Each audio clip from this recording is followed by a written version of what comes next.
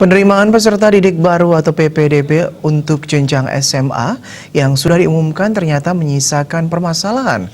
Sebanyak 47 orang warga desa Pecatu tidak diterima di sekolah negeri di Kuta Selatan. Menurut klien Desa Adat Pecatu Imade Sumerte, kondisi ini diakibatkan penerapan zonasi dalam PPDB.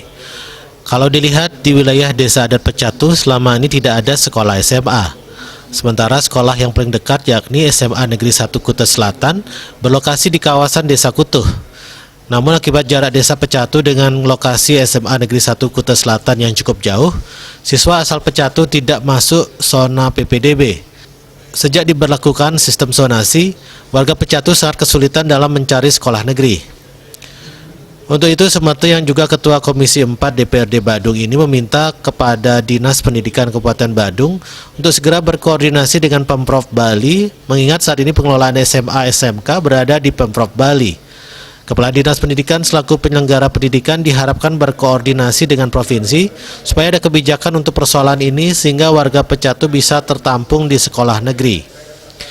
Yudi Karnaidi, Bali Pos melaporkan.